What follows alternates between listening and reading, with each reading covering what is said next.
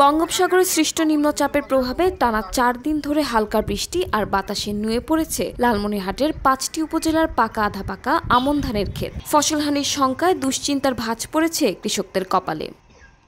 তিস্তা আর সানিয়াজান নদী বেষ্টিত জেলা লালমনিরহাটের অর্থনীতি কৃষি নির্ভর। কৃষিকাজের উপর নির্ভর করে জেলার সিংহভাগ পরিবার। সেই কৃষি নির্ভর জেলার চাষিদের উৎপাদিত উঠতি আমন ধান হালকা বৃষ্টি আর বাতাসে নুয়ে পড়েছে। কয়েকদিন ধরে হালকা বৃষ্টির সাথে বাতাস বয়ে গেলে আমন ধানের ক্ষেত নুয়ে পড়েছে মাটিতে, কিছু ক্ষেত ডুবে আছে পানিতেও, যার ঘরে তোলার মতো নয়। নুয়ে পড়া পাকা ধান কেটে নিলেও আধা পাকা ধান কাটা সম্ভব হচ্ছে না। এদিকে উঠতি আমন ধান পচে নষ্টের আশঙ্কা করছেন গবাদির পশুখাদ্যের ধান গাছ তথা খড়, যার ফলে পরিবারের খাবার জোগান নিয়ে দুশ্চিন্তায় পড়েছেন চাষিরা। নুয়ে পড়া ধান গাছগুলো দাঁড় করিয়ে দেওয়ার চেষ্টা করে বা ক্ষেত থেকে পানি বের করে ফসল রক্ষায় আপ্রাণ চেষ্টা করছেন চাষিরা। উঠতি আমনে এত বড় ক্ষতি কৃষক পরিবারে আধার নেমে আসলেও দেখা মিলছে না কৃষি বিভাগের মাঠ কর্মীদের। এ নিয়ে তাদের বিরুদ্ধে কৃষকদের এই অভিযোগ দীর্ঘদিনের। আমি তো এবারে অনেকগুলো জমিতে ধান লাগাইছি, মোটামুটি 2 একরের মতো হবে। তো এবার এমন একটা প্রতিকূল আবহাওয়া আসলো যে দিনের বেলা সারাদিন বৃষ্টি, আবার বাতাস। এই বৃষ্টি এবং বাতাসে ধান ক্ষেত দেখেন আমাদের কি অবস্থা, সবগুলো ধান ক্ষেত শুকিয়ে গেছে। এগুলো ধান এমন অবস্থা যে কাটার উপযোগী হবে না। খেতে এই 3 দিনের মাটি ধান গাছছি, 3 দিনে শুকিয়ে গেছে। এখন কর্ম যে কী করে খাবো তার কোনো উপায় নাই।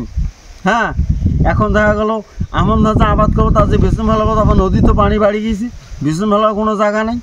আমাদের পরিস্থিতি খুবই ভয়ঙ্কর, আমরা কীভাবে চলবো? আবার এই ধান তো খেত সম্পূর্ণ শুতিছে, এবার দিয়ে কী হইবি বাবা, কি খামো?